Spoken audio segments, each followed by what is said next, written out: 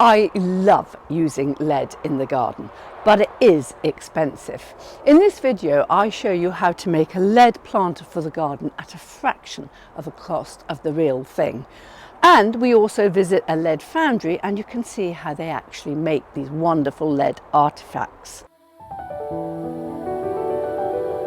Well, one material that's an age-old favourite for garden pots and ornaments is lead.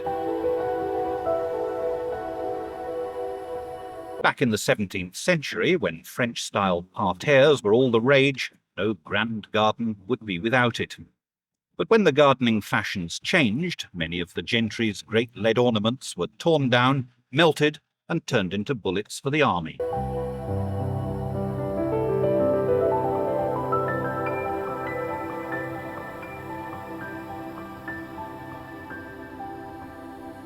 These days, lead is once again regarded as a precious metal, with hand-cast pots typically costing hundreds to thousands of pounds. Once lead comes into contact with the air, it oxidizes. This lead oxide can be poisonous, especially to young children, and care should be taken when putting lead in the garden. But used safely, it's a great pliable material to work with. Lead sheets, available from all building yards, are perfect for homemade pots.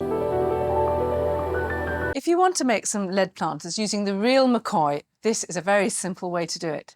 First of all, I've made this planter out of wood. Now this is external grade ply. It's about 20 mil or 3/4 inch thick, and it's pretty tough stuff, and it's quite waterproof. But even so, I've painted the inside with this black bitumastic paint, and I've put some holes in the bottom for drainage.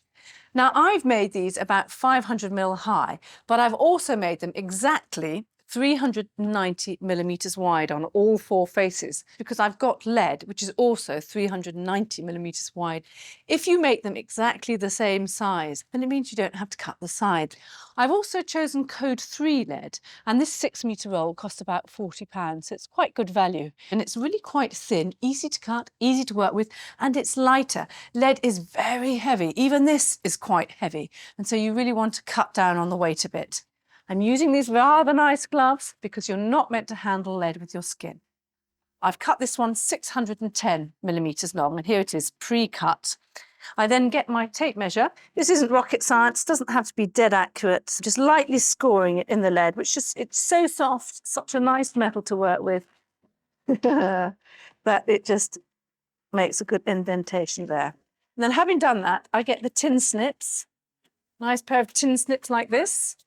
And I'm just going to snip into it. And then I'll repeat the same process down at the bottom. And that allows me to fold the little top and the bottom sides over.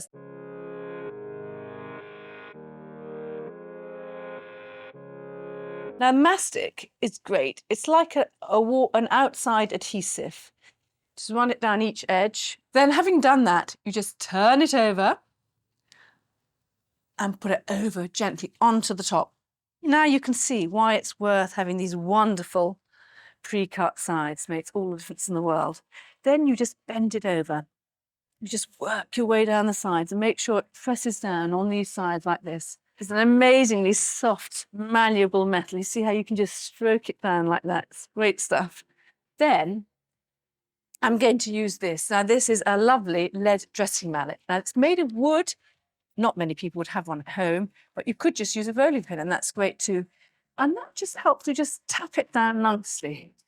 And it just gets it to lie nice and flat.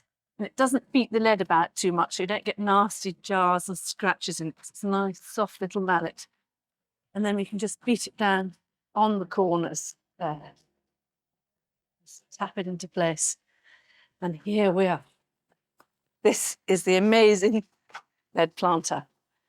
And isn't that fantastic? A lead planter for a fraction of the cost of the real one. And here are the pots in situ. And the pots, you happy with the pots? Very happy, very happy. Little lead pots made specially for you. Yes, nice touch. Yeah. I like that.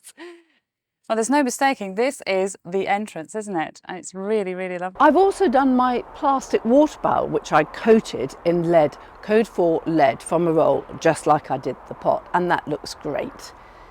But of course there are other ways that you can cheat lead in the garden. There's some fantastic paint finishes.